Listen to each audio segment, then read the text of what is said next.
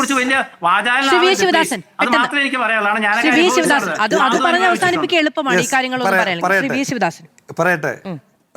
പറയട്ടെ എന്ന് പറഞ്ഞാൽ ഈ MDMA കേസിൽ അറസ്റ്റ് ചെയ്യപ്പെട്ട വ്യക്തിയുടെ സോഷ്യൽ മീഡിയ ഫോട്ടോയിലേക്കകത്ത് അദ്ദേഹം എഴുതിയിട്ടുണ്ട്, പ്രതിപക്ഷ നേതാവിൻ്റെ സോഷ്യൽ മീഡിയ ടീമിൻ്റെ ഭാഗമായി ഈ കാലം അത്രയും പ്രവർത്തിക്കാൻ കഴിഞ്ഞതിൽ എനിക്ക് അതിയായ സന്തോഷമുണ്ട്.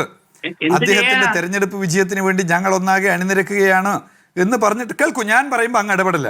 2, VD സതീശൻ അദ്ദേഹത്തിൻ്റെ വീട്ടിനകത്ത് ഈ MDMA കേസിലെ പ്രതിയുടെ വീട്ടിനകത്ത് രമേശ് ചെന്നിത്തലയെ പോലീസ് അറസ്റ്റ് ചെയ്തിട്ടുള്ള കേസിലെ പ്രതിയുടെ വീട്ടിനകത്ത് അദ്ദേഹം ബർത്ത്ഡേക്ക് കേക്ക് മുറിക്കുന്ന ഫോട്ടോ എന്ന് പറഞ്ഞിട്ട് ഈ ചെറുപ്പക്കാരൻ ഫോട്ടോ പോസ്റ്റ് ചെയ്തിട്ടുണ്ട്.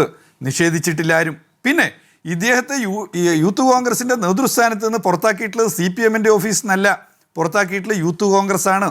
ഇനി ഇടുക്കിയിലെ യൂത്ത് കോൺഗ്രസിൻ്റെ നേതാവ് തന്നെയാണ് നേരത്തെ കഞ്ചാവ് കേസിൽപ്പെട്ട് പിടിക്കപ്പെട്ടത്. ഇങ്ങനെ വാർത്തകളുടെ ഒരു തുടർച്ച വരുമ്പോൾ സ്വാഭാവികമായിട്ടൊരു സംശയം വരികയാണ്. ആ സംശയം എന്താണ്?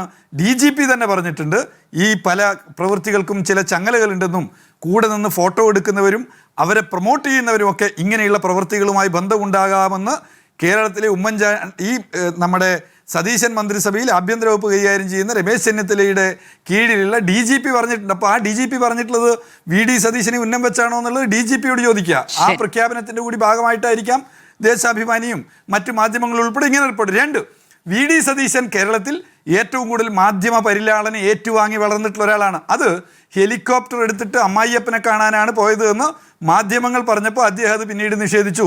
പക്ഷെ നിഷേധിച്ചപ്പോൾ ഓരോ തവണയും അദ്ദേഹം പറഞ്ഞത് തെറ്റായിരുന്നു എന്ന് മാധ്യമങ്ങൾ എന്ന് പറഞ്ഞാൽ 1-2 മാധ്യമങ്ങൾ പ്രൂവ് ചെയ്തു. ഇനിയോ അദ്ദേഹത്തിൻ്റെ PMCയുമായി ബന്ധപ്പെട്ടുള്ള പ്രസ്താവന കളവാണ്, തെറ്റാണ് എന്ന് ഈ നാട്ടിലെ ജനങ്ങളെ മുമ്പിൽ ബോധ്യപ്പെടുത്താൻ സോഷ്യൽ മീഡിയക്ക് കഴിഞ്ഞു.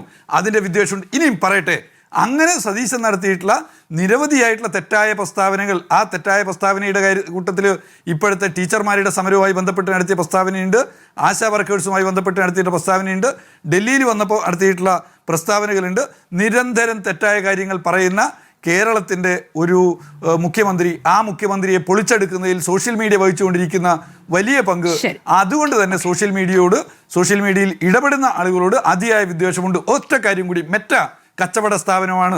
ആ കച്ചവട സ്ഥാപനം അവരുടെ ലാഭത്തിനു വേണ്ടി ഗവൺമെൻറ്റുകളുടെ താല്പര്യങ്ങൾ സംരക്ഷിക്കുന്നതിന് വേണ്ടി ഇടപെട്ടുകൊണ്ടിരിക്കുന്നു എന്നുള്ളത് ലോകത്താകെ കാണുന്ന ഒരു യാഥാർത്ഥ്യമാണ്.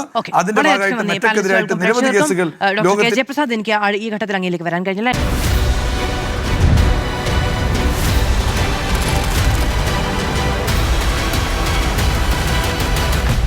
ഡിബേറ്റ് വിത്ത് മാധു സജി.